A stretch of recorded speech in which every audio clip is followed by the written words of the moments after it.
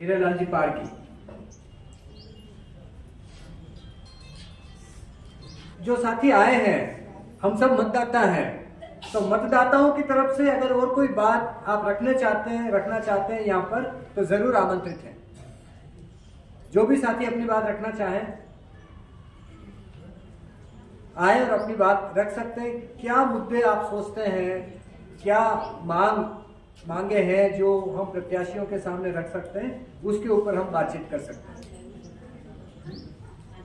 तो आप और जो भी सोचें आगे आ सकते हैं। मैं इसके बीच में हमारे साथी संगठनों के भी साथी हैं, प्रोफेसर हेमंत जी टंडलिया साहब हमारे बीच में हैं। मैं उनसे आग्रह करूंगा कि वे भी अपनी बात रखें।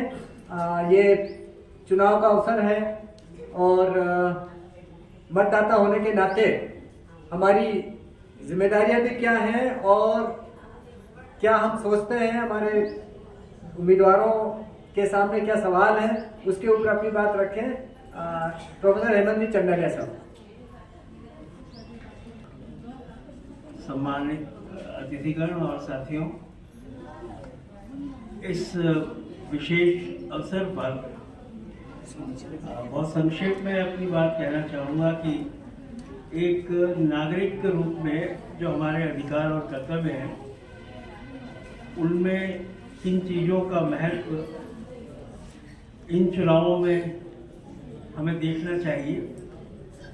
जो स्थानीय विषय हैं, जो आम जन से जुड़ी समस्याएं हैं, जैसे पानी की समस्याओं के बारे में अभी कहा गया, या प्रदूषण की समस्या, पर्यावरण को बचाने की समस्या, ये सारी समस्याएं महत्वपूर्ण हैं।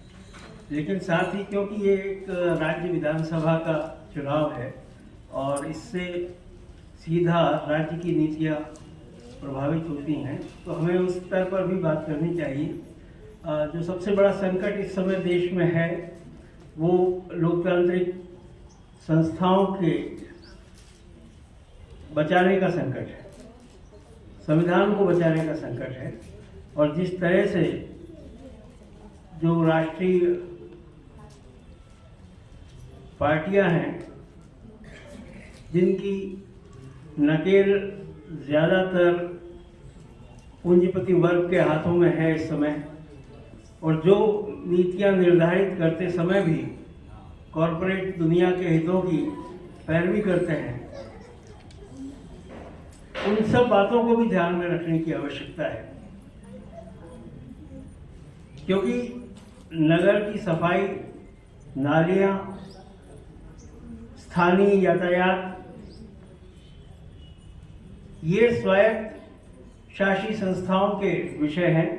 जब हम नगर निगम और पंचायतों के चुनाव की बात करते हैं, तब इन स्थानीय मुद्दों का महत्व पहले और ज्यादा होता है। लेकिन जो प्रतिनिधि अभी चुनकर विधानसभा में जा रहे हैं, हमें ये सोचना चाहिए कि उनकी प्रतिबद्धता किसके प्रति है, उन राजनीतिक दलों का सोच क्या है, और जो प्रतिनिधि यहाँ से जा रहे हैं उनका अपना वैचारिक और बौद्धिक स्तर क्या है। क्या वो किसी पार्टी के पिछड़ों की तरह विचार करेंगे, या एक स्वतंत्र नागरिक की तरह भी सोचने की उनकी आज़ादी होगी।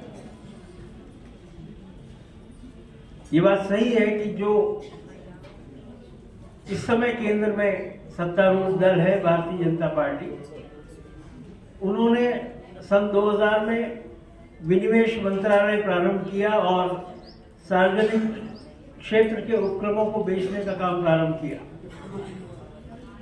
उसमें उदयपुर के हिंदुस्तान जिंक लिमिटेड को भी औने पौने दामों पर बेचा गया वेदांता को, और उससे स्थानीय रोजगार के सवाल पर असर पड़ा। ये बात बिल्कुल सही है। लेकिन साथ ही जो निजीकरण की योजनाएं हैं,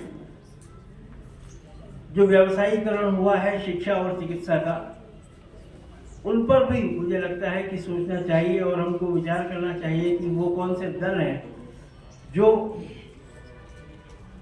देश की सार्वजनिक संपत्तियों के विनिवेश और उनको बेचने की नीतियों का पालन करते हैं, और वो कौन से दल हैं जो समाज के सभी वर्गों को साथ लेकर के एक सार्वजनिक व्यवस्था को सुदृढ़ करने का काम करते हैं। बहुत सालों से जो पब्लिक डिस्ट्रीब्यूशन सिस्टम था पीडीएस, उसको बहुत संकुचित कर दिया गया। शिक्षा के क्षेत्र में निजीकरण का तेजी से बढ़ावा दिया गया। चिकित्सा के क्षेत्र में बहुत तेजी से निजीकरण को बढ़ावा दिया गया। और ये सारी चीजें अंत हम सब नागरिकों को प्रभावित करती हैं। जो नई शिक्षा नीति आई है एनईपी 2020, जिसकी बहुत चर्चा इस समय देश भर में चल रही है, वो किस तरह से पुरातनपंथी विचारधाराओं का पोषण कर रही है, किस तरह वो समाज को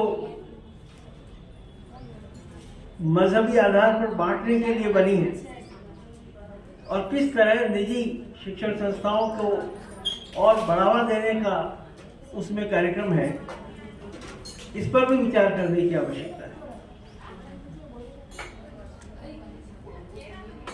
मुझे लगता है कि एक मतदाता के रूप में और एक नागरिक के रूप में हमारी यह मांग होनी चाहिए सभी राजनीतिक दलों से कि चिकित्सा और शिक्षा जैसे क्षेत्रों का राष्ट्रीयकरण हो, और जितनी इन दो क्षेत्रों में निजी संस्थाएं हैं उन सबको सरकार अधिग्रहित करे और एक राष्ट्रीय स्तर पर सार्वजनिक क्षेत्र के रूप में उनका संचालन।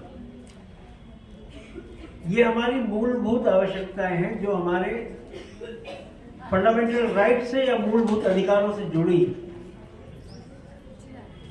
कोई भी सरकार जो शिक्षा और चिकित्सा के क्षेत्र को निजी हाथों में सौंप देगी, वो हमारे मूलभूत अधिकारों की रक्षा नहीं कर पाएगी। ये बात समझने की आवश्यकता है। और अंतिम बात जो मैं कहना चाहता हूं, वो अभिव्यक्ति की स्वतंत्रता का है, जो कि एक मूलभूत अधिकार है।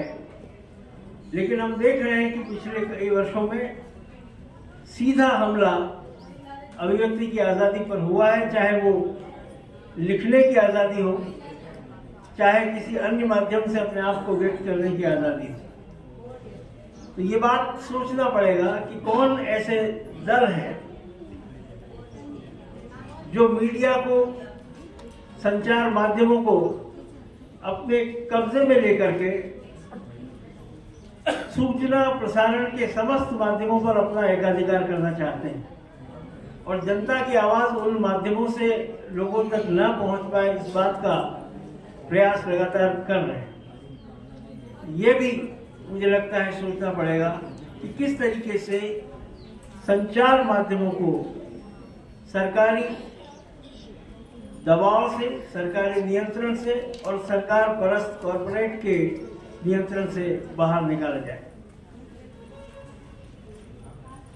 इन्हीं सब बातों के साथ मैं पुनः आभार व्यक्त करता हूँ आदरणीय अश्विनी पालीवाल साहब का कि मुझे उन्होंने अवसर दिया बात कहने का। धन्यवाद।